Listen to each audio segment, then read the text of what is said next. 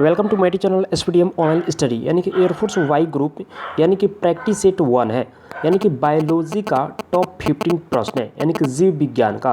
तो इन सारे को आप कर लीजिए और आपका स्कोर जो भी आता है आप कमेंट बॉक्स में ज़रूर बताइए, क्योंकि यही प्रश्न जो है आपके परीक्षा में पूछे जाते हैं। तो इन सारे को आप ज़रूर कर लीजिएगा।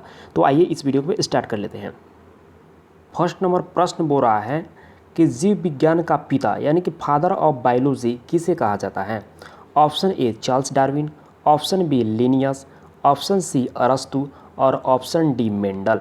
यदि आपने ऑप्शन सी चुना यानी कि अरस्तु तो आपका आंसर बिल्कुल करेक्ट हो जाएगा, क्योंकि जीव विज्ञान का पिता किसे कहा जाता है, यह अरस्तु जी को कहा जाता है, जो कि सी पार्ट इसका करेक्ट आंसर हो जाएगा। सेकेंड नंबर प्रश्न बोल रहा है कि जीवन का भौतिक आधार है। Option A gene, option B कोशिका, ऑप्शन सी माइटोकॉन्ड्रिया और ऑप्शन डी जीव द्रव्य। यदि आपने ऑप्शन डी चुना यानी कि जीव द्रव्य तो आपका आंसर बिल्कुल करेक्ट हो जाएगा, क्योंकि जीवन का भौतिक आधार जो है यह जीव द्रव्य होता है, जो कि डी पार्ट इसका करेक्ट आंसर हो जाएगा। यहाँ पर थर्ड नंबर प्रश्न बोल रहा है कि सर्वप्रथम कोशिका का पता जो है यह किसने लगाया था।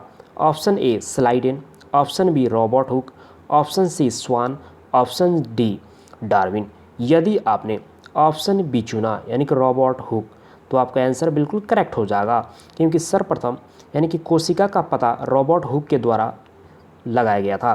कब लगाया गया था, तो 16 यानी कि 65 यानी कि 1665 ईस्वी में रॉबर्ट हुक के द्वारा कोशिका का पता सर्वप्रथम लगाया गया था, जो कि बी पार्ट इसका करेक्ट आंसर हो जाएगा। फोर्थ नंबर प्रश्न बोल रहा है कि कोशिका का शक्ति केंद्र जो है यह किसे कहा जाता है। Option A mitochondria, option B lysosome, option C केंद्रक और ऑप्शन डी कोशिका द्रव्य। यदि आपने ऑप्शन ए चुना यानी कि माइटोकॉन्ड्रिया तो आपका आंसर बिल्कुल करेक्ट हो जाएगा, क्योंकि कोशिका का शक्ति केंद्र जो है यह माइटोकॉन्ड्रिया को कहा जाता है, जो कि ए पार्ट इसका करेक्ट आंसर हो जाएगा। यहाँ पर फिफ्थ नंबर प्रश्न बोल रहा है कि निम्न में से कौन सी रचना जो है यह पादप कोशिका को जंतु कोशिका में विभेदित करती है। ऑप्शन ए कोशिका भित्ति, ऑप्शन बी पर्णहरित, option C centriole, option D ये सभी।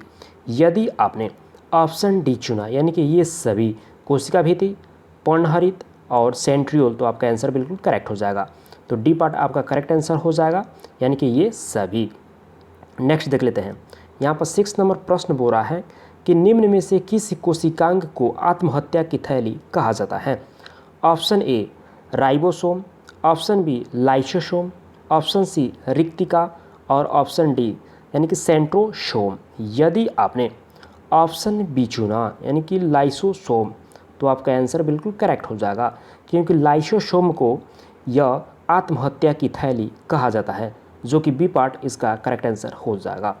यहाँ पर 7 नंबर प्रश्न बोल रहा है कि डीएनए की द्विकुंडलिक, जिसको कि डबल हेलिक्स में इंग्लिश में बोलते हैं डबल हेलिक्स मॉडल, इसका पता जो है यह किसने लगाया था। डीएनए तो अच्छा, यहाँ पर जो डीएनए वर्ड आया तो डीएनए का फुल फॉर्म होता है डीऑक्सी राइबो न्यूक्लिक एसिड। इसे भी याद रखना है, क्योंकि कभी कभी इसका फुल फॉर्म पूछ देता है डीएनए का फुल फॉर्म क्या होता है, ठीक है। तो इसे भी आपको याद रखना है, ठीक है। तो ऑप्शन ए वाटसन एवं क्रिक, ऑप्शन बी स्लाइडेन एवं स्वान, ऑप्शन सी रॉबर्ट हुक और ऑप्शन डी ग्रेगर मेंडल। यदि आपने ऑप्शन ए चुना यानी कि वाटसन एवं क्रिक तो आपका आंसर बिल्कुल करेक्ट हो जाएगा, क्योंकि डीएनए जो है इसके द्विकुंडलिक जो डबल हेलिक्स मॉडल है इसका पता जो है वाटसन एवं क्रिक के द्वारा लगाया गया था, जो कि ए पार्ट इसका करेक्ट आंसर हो जाएगा। यहाँ पर 8 नंबर प्रश्न बोल रहा है कि डीएनए जो है इसका प्रमुख कार्य क्या होता है। ऑप्शन ए प्रोटीन संश्लेषण, ऑप्शन बी कोशिकीय श्वसन, ऑप्शन सी कोशिकीय परिवहन और ऑप्शन डी आनुवंशिक क्रियाओं का संचालन।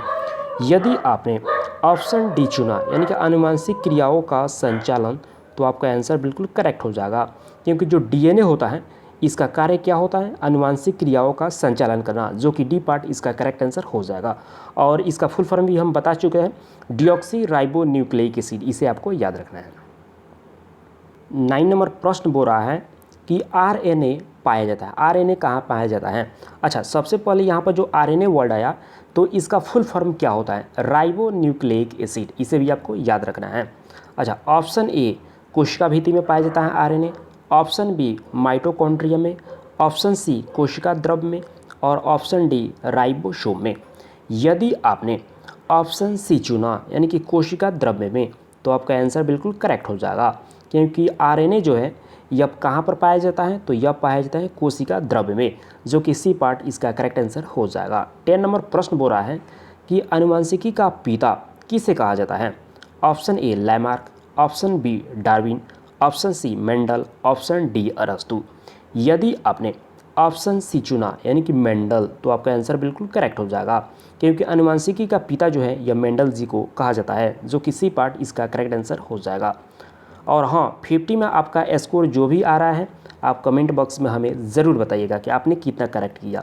11 नंबर प्रश्न बोल रहा है कि मनुष्य में गुणसूत्रों की कुल संख्या कितनी है। Option A 46, option B 47, option C 56, option D 57। यदि आपने ऑप्शन ए चुना यानी कि 46 तो आपका आंसर बिल्कुल करेक्ट हो जाएगा। नेक्स्ट क्वेश्चन, यहाँ पर 12 नंबर प्रश्न बोल रहा है कि निम्न में से मनुष्यों में होने वाले आनुवांशिक रोग जो हैं कौन से हैं। ऑप्शन ए वर्णधता, option B haemophilia, option C Turner syndrome, option D ये सभी। यदि आपने ऑप्शन डी चुना यानी कि ये सभी के सभी क्या है, यह मनुष्य में होने वाले आनुवांशिक रोग होते हैं। यदि आपने ऑप्शन डी चुना तो आपका आंसर बिल्कुल करेक्ट हो जाएगा, क्योंकि वर्णधता, हीमोफीलिया और टर्नर सिंड्रोम यह सभी के सभी जो है आनुवांशिक रोग है जो कि मनुष्य में होता है। इसलिए आपका करेक्ट आंसर क्या हो जाएगा, डी पार्ट करेक्ट आंसर हो जाएगा।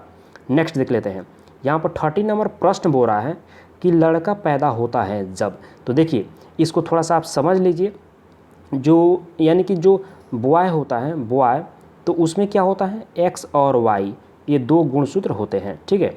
उसके बाद यहाँ पर जो गर्ल होते हैं तो उसमें क्या होता है एक्स और एक्स दो गुणसूत्र होते हैं। यानी कि लड़का का जो एक्स और लड़की का जो एक्स क्रोमोसोम यानी कि दो आपस में मिलता है, दोनों एक्स और एक्स, तो क्या होता है यानी कि गर्ल पैदा होती हैं, ठीक है। उसके बाद यहाँ पर जो बॉय का वाई क्रोमोसोम और यानी कि यहाँ पर जो गर्ल का यानी कि एक्स क्रोमोसोम, जब यह मिलता है एक्स और वाई तो क्या होता है यानी कि बॉय यानी कि पैदा होता है। तो इस प्रकार से आपको याद रखना है, ठीक है। तो यहाँ पर देख लेते हैं 30 नंबर प्रश्न बोल रहा है कि लड़का पैदा होता है जब, तो क्या होता है यानी कि एक्स और वाई क्रोमोसोम्स जो आपस में मिलते हैं, तो क्या हो जाएगा सी पार्ट आपका करेक्ट आंसर हो जाएगा। तो आशा करता हूँ आप इसे समझ चुके होंगे। नेक्स्ट देख लेते हैं, यहाँ पर 40 नंबर प्रश्न बोल रहा है कि हीमोफीलिया रोग से ग्रस्त व्यक्ति में क्या होता है। ऑप्शन ए आयरन की कमी हो जाती है, ऑप्शन बी रक्त का बहना बंद नहीं होता है, ऑप्शन सी रक्त बहता ही नहीं है, ऑप्शन डी रक्त में श्वेत रक्त कण मृत हो जाते हैं। यदि आपने ऑप्शन बी चुना यानी कि रक्त का बहना बंद नहीं होता है तो आपका आंसर बिल्कुल करेक्ट हो जाएगा, क्योंकि जब किसी व्यक्ति यानी कि हीमोफीलिया रोग से जब ग्रस्त हो जाता है तो उसमें रक्त का बहना जो है यह बंद नहीं होता है, जो कि बी पार्ट इसका करेक्ट आंसर हो जाएगा। और आज का लास्ट प्रश्न 15 नंबर प्रश्न बोल रहा है कि मेढक में जो श्वसन होता है यानी कि सांस लेने की प्रक्रिया यह किस अंग द्वारा होता है। ऑप्शन ए त्वचा, ऑप्शन बी क्लोमो, ऑप्शन सी फेफड़ों और ऑप्शन डी इन तीनों से। यदि आपने ऑप्शन डी चुना यानी कि इन तीनों से तो आपका आंसर बिल्कुल करेक्ट हो जाएगा, क्योंकि जो मेढक होता है मेढक तो उसमें श्वसन यानी कि सांस लेने की जो यानी कि किस किस अंग से यह सांस ले सकता है, तो यह त्वचा के माध्यम से भी मेढक सांस लेता है, क्लोमो यानी कि जो उनके शरीर पर जो छिद्र होते हैं उससे भी सांस लेता है, उसके बाद जब यानी कि फेफड़ा जो होता है उस फेफड़ा से भी यह सांस लेता है। तो इन तीनों से यह सांस लेता है, तो इसलिए आपका करेक्ट आंसर क्या हो जाएगा, डी पार्ट हो जाएगा, यानी कि इन तीनों से। तो बस यहीं तक आज रहने देते हैं, कल के वीडियो में आप यानी कि 16 से 13 के बीच में आपको कराएंगे। और हाँ, आपका स्कोर यानी कि 50 में कितना आया है आप कमेंट बॉक्स में ज़रूर बताइएगा, क्योंकि यही प्रश्न जो है आपके एग्जाम में पूछे जाते हैं। यदि इन सारे को आप अच्छी तरह से कर लेंगे तो हमें नहीं लगता है कि आपके एग्जाम में प्रश्न छूटने वाला है। थैंक यू, मिलते हैं नेक्स्ट वीडियो में, तब तक के लिए बाय।